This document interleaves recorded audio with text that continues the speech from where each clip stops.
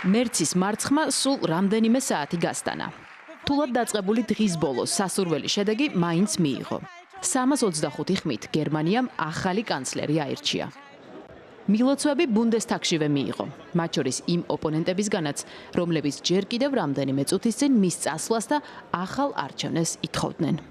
Im Namen der Bundesrepublik Deutschland ernenne ich aufgrund des Artikels 63 ცოტა დაგვიანებით, თუმცა მთელი გულით გილოცავთ არჩევას. გისურვებთ წარმატებებს თქვენს გზაზე.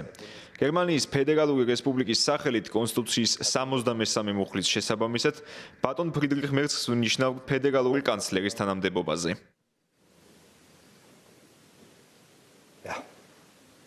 ფრიდრიხ მერცმა ვერ მოაგროვა 316 ხმა და საჭირო უმრავლესობა. შესაბამისად, არ არის არჩეული გერმანიის ფედერალური რესპუბლიკის კანცლერად. მანამდე კი იყო პირველი კენჭისყრა და სიტყვები, რომლის მოსმენასაც ფრიდრიხ მერცი დღეს ყველაზე ნაკლებად ელოდა. თუმცა მოისმინა. მეორე მსოფლიო ომის შემდეგ ის პირველი გახდა, ვისი კანდიდატურაც გერმანიის ბუნდესტაგში პირველ მოსმენაზე ჩავარდა. იმედგაცრუება არ შეიმჩნია, რადგან წინ მეორე მოსმენა და კანცლერობის კიდევ ერთი შანსი ელოდა. კენჭისყრის შემდეგ მმართველი კოალიციისთვის საუბრები დახურულ კარს მიღმა გაგრძელდა. ჩვენ მყარად ვდგავართ და გვესმის, რომ სტაბილურობა გვჭირდება. მსოფლიო ტურბულენტურ მდგომარეობაშია. ევროპას ძლიერი გერმანია სჭირდება. გვჭირდება დაუყოვნებლივი სიცხადე. კოალიცია ვაკუუმში ვერ იქნება. კარგად უნდა გავიაზროთ ჩვენს წინაშე მდგარი პასუხისმგებლობა. არ ვარ შეძრული. ეს საპარლამენტო დემოკრატია, ეს ლიბერალური ქვეყანაა. ეს კი ის სამწუხარო შემთხვევაა, რომლისთვისაც მზად უნდა იყო. ჩვენ უნდა გადავწყვიტოთ, თუ როდის ჩატარდება მეორე რაუნდი. რა დროსაც ფრიდრიხ მერცს ისევ ვუყრით კენჭს. მე დარწმუნებული ვარ, რომ მას დაამტკიცებენ.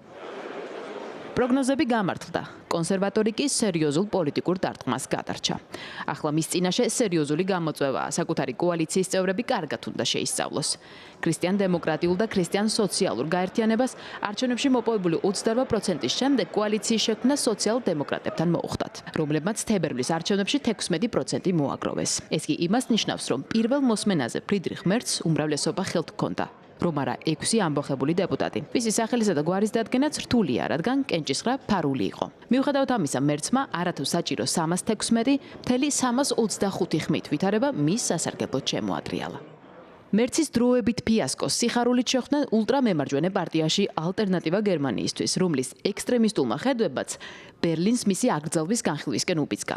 ულტრამემარჯვენე პარტიისთვის მომხდარი იმის დასტური იყო, რომ ხანმოკლე ვადაში შექმნილმა მმართველმა კოალიციამ სისუსტე აჩვენა. ეს გერმანიისთვის კარგი დღეა. მერცი გვერდზე უნდა გადგეს და გზა გაუთავისუფლოს ახალ საერთო არჩევნებს ქვეყანაში. პირველ დარტყმას მერცთან ერთად საფონდო ბირჟაც იგერიებდა.